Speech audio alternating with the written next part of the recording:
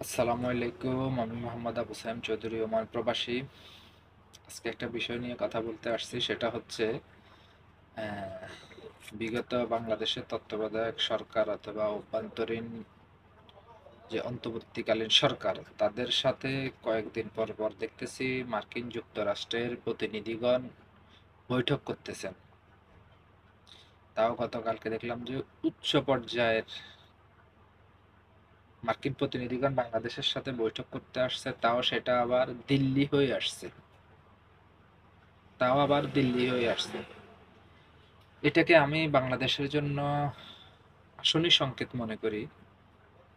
তার কারণ হচ্ছে যে মার্কিন যুক্তরাষ্ট্র বিগত সময়ে বাংলাদেশের 15.5 বছরে শেখ হাসিনা স্বৈরা শাসনে দেশের গণতন্ত্রকে হত্যা করেছে।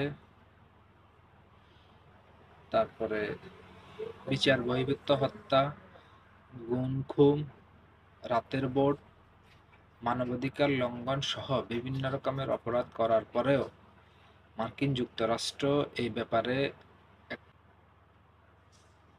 বিবৃতি পর্যন্ত দেয় নাই।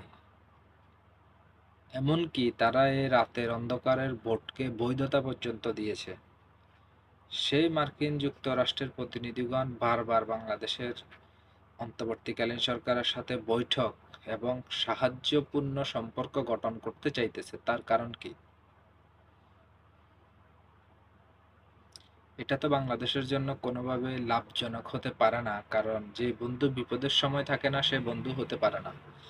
5ই আগস্ট পর্যন্ত আমেরিকার এরকম বন্ধুত্বপূর্ণ আচরণ আমরা দেখি নাই, কিন্তু 5ই আগস্টের পর যখন গণ অভ্যুত্থানের মুখে শেখ হাসিনা পালিয়ে গেল, এরপরে তারা বাংলাদেশের মানুষের জন্য তাদের অন্তরে কেন যেন ওই ওবায়দুল কাদের সাহেব বলেছিল যে জ্বালা, অন্তরে জ্বালা, এরকম হয়ে গেল যে তখন তারা বলতেছে যে হাসিনার জন্য ভারত থেকে লবিং করা হয়েছিল। কেন এই কথাটা আপনারা হাসিনা পালানোর আগে কেন বলেন নাই? তার মানে কি আপনাদের উদ্দেশ্য কি? তখন তো আপনারা এই কথাগুলো বললেন। তখন বলেন নাই মানে হচ্ছে সেটা হচ্ছে আপনাদের নিশ্চয়ই কোনো না কোনো কারণ আছে। দ্বিতীয়ত, হাসিনা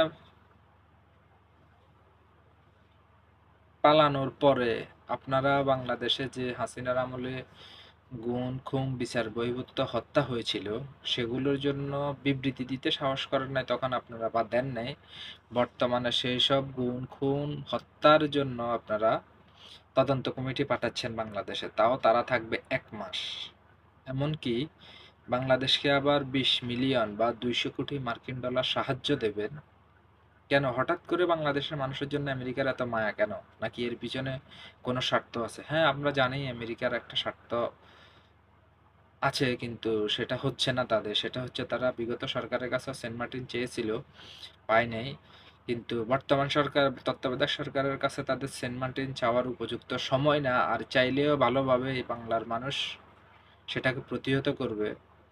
কোনোভাবে বাংলাদেশের সাধারণ মানুষ বাংলার জমিনে আমেরিকার ঘাঁটি হতে দেবে না। সেজন্য যদি প্রয়োজন হয় ইউনূসকেও শেখ হাসিনার মতো বাংলাদেশ থেকে বিতাড়িত করবে, কিন্তু বাংলাদেশের মানুষ এটা কোনোভাবেই মেনে নেবে না। দ্বিতীয়ত, স্বার্থ তো অবশ্যই তাদের আছে, সেটা সম্বন্ধে এখন পর্যন্ত আমরা অবগত নই। তবে আমি মনে করি বর্তমান সরকারের আমেরিকার সাথে লেয়াজপূর্ণ সম্পর্ক রাখা উচিত, বন্ধুত্বপূর্ণ সম্পর্ক নয়। তার কারণ হচ্ছে আমেরিকা যে দেশের বন্ধু, সেই দেশের আর শত্রুর প্রয়োজন হয় না ওই দেশের সার্বভৌমত্ব, অর্থনৈতিক, রাজনৈতিক প্রতিটা অঙ্গনকে ধ্বংস করার জন্য।